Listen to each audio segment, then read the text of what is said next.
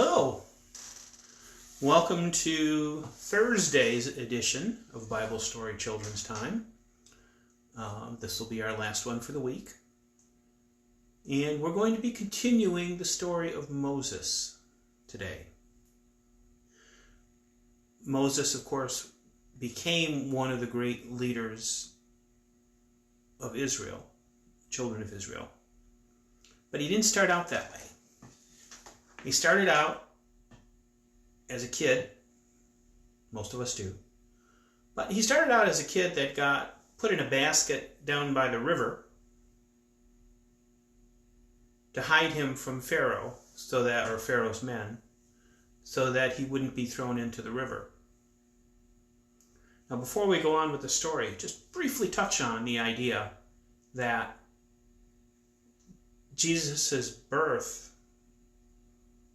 1,300 years later would have that element of danger that Moses was facing.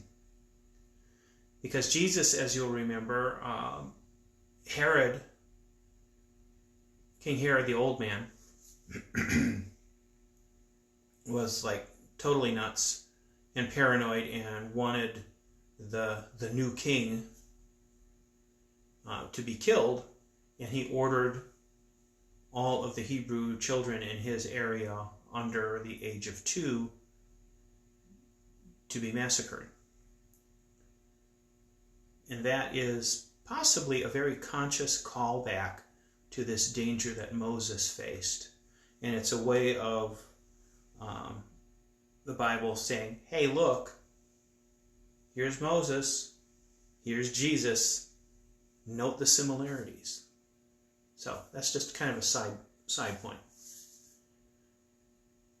But Moses was put in a basket down by the river, and then sister watched to make sure everything was going to go okay. And then he was discovered by, or spotted at least, by the daughter of Pharaoh, the Pharaoh that was reigning at that time. She had one of her servants go down and bring the basket up, discovered the baby, oh, cute, cuddly, all of that, and then decided she would keep it, but she couldn't nurse it.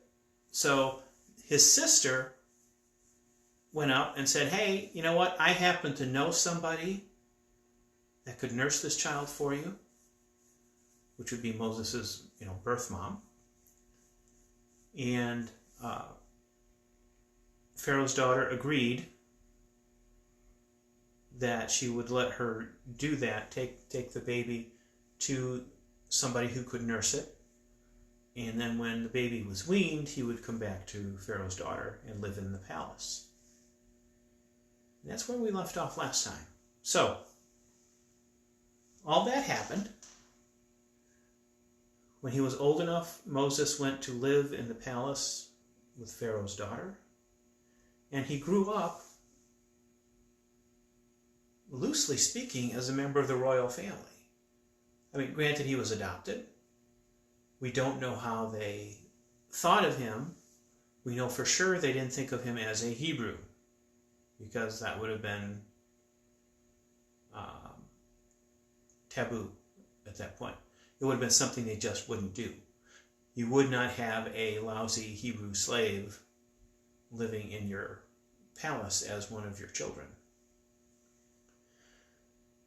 So he grew up, and book of Exodus chapter 2 tells us that one day, after he'd grown up, he went out to where his own people were.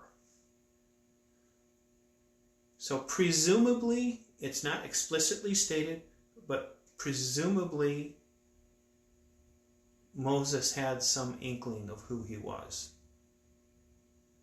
Although we're not entirely sure, he might have just been going to watch them work.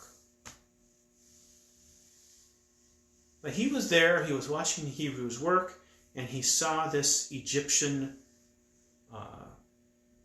taskmaster just beating the bejeebers out of the Hebrew. And he looked at it, and even if he didn't know he was Hebrew by descent, it struck him as wrong. And he got up, he went over to where the Egyptian was beating the Hebrew, and he stepped in.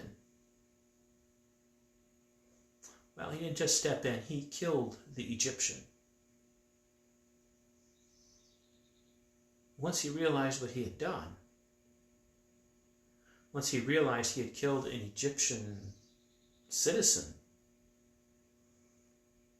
possibly an Egyptian official, over his treatment of a lowly Hebrew slave, he knew he'd be in trouble if anybody knew that or discovered it.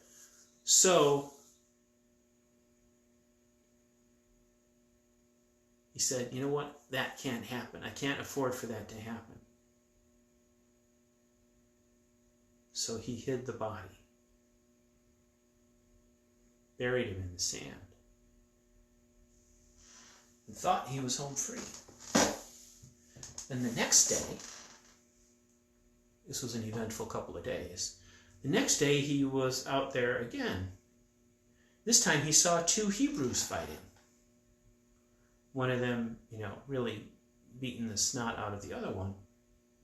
And he went up confronted them, only this time he didn't kill anybody, probably because they were both Hebrew.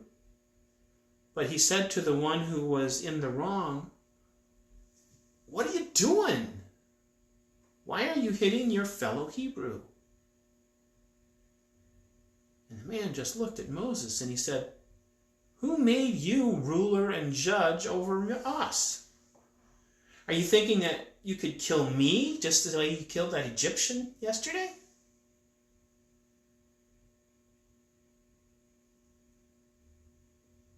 We don't know what happened to that particular fight.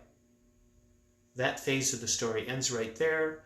It ends because when the man says that, Moses knows the jig is up. And he's thinking, oh,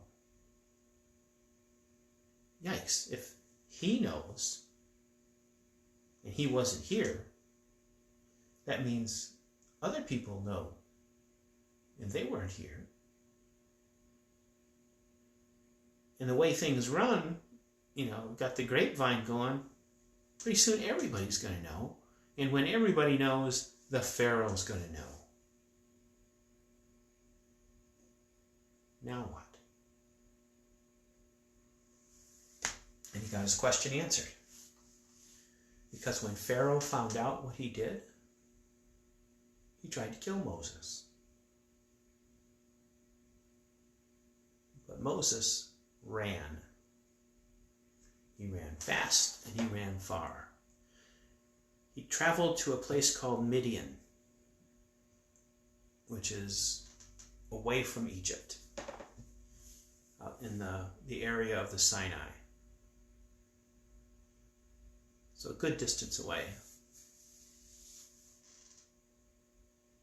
And when the story picks up again, Moses is sitting by a well, kind of minding his own business.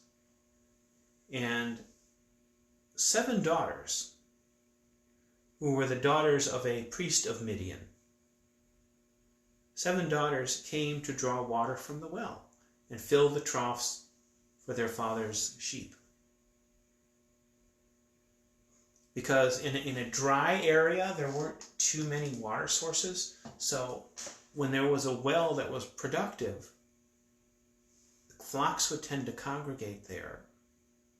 And somebody, in this case the daughters, they would pull water out of the well and dump it into these stone troughs so that the sheep could drink. While they were doing that, some shepherds came along. Because there's this competition for water. Some shepherds came along, wanted the water for themselves and for their animals, and they tried to drive the daughters away. And Moses who, seems to be acting like a superhero here, because he interrupted a fight between the Egyptian and the Hebrew. He interrupted a fight between 2 Hebrews, and now he's stepping into this battle between shepherds who are trying to drive the women away from the well and the women at the well who are just trying to feed their dad's sheep. And Moses must look pretty scary when he's active and when he's up and fighting, because he was able by himself to chase these shepherds away. And when the girls finally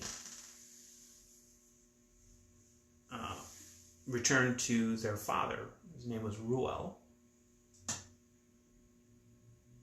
they were a little late because, of course, of what had happened. He said, or they were early. Let me rephrase that. They were early because of what had happened. And Dad said, so what are you doing home already? You know, it's, you know what, we don't have watches yet, but it's early. And the girls said, there's an Egyptian guy who we don't know, and he rescued us from the shepherds. He even drew water and watered the flock. That's why we got done so fast. Because, you know, as poor helpless girls, we couldn't do it as quickly as he could. That's the underlying message there. Sorry, that's how it's written. But when Reuel heard this, he said, oh, so where is he? Did you bring him home? Why did you leave him there? Let's you know, invite him to have something to eat with us. So the daughters went back. They invited Moses to come eat with them, and he accepted the invitation because, quite frankly, he had nothing better going on. And he sat down to dinner with Reuel and his family. And then he agreed to stay with the man so that he could help out around the house. Tend sheep, rescue daughters, do all the stuff, you know, that this man might be able to do. In gratitude, after a time, Reuel gives Moses his daughter Zipporah. And in time after that, Zipporah gives birth to a son for Moses, and Moses names him Gershom, which means I have become a foreigner in a foreign land. Moses was feeling his separation from his people. Now, while all this was going on, a period of a few years, the current Pharaoh, the Pharaoh that Moses had grown up with, died. And the next Pharaoh, the next king of Egypt that came in, was even worse than this guy. And he really made things desperate for the Israelites. In Genesis, or keep doing it, Exodus, tells us that the Israelites groaned in their slavery and cried out. But now their cry was heard by God. God looked down upon the Israelites who were suffering and decided to do something about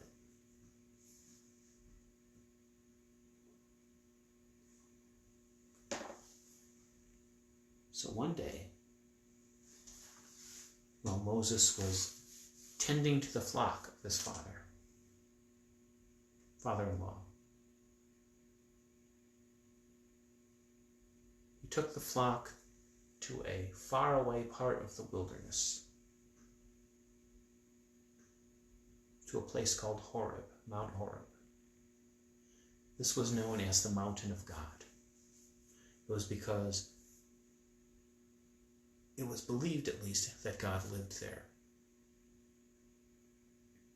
And while he was there, at Mount Horeb, the mountain of God, something remarkable happened. But we're going to have to wait until Monday to find out what it was. Now, starting Monday, and we'll put a note on Facebook too. But starting Monday, the time for this is going to be moving to 5 o'clock. So we're going to be moving story time back a little bit to 5 o'clock. Otherwise, it'll be in the same spot, Facebook Live, and we hope you can join us then. Until then, have a great weekend. Have a safe 4th of July. Try to get through the weekend with all the same number of fingers and toes. And we'll see you here on Monday. Oh, and we hope to see you in church as well. Stay healthy.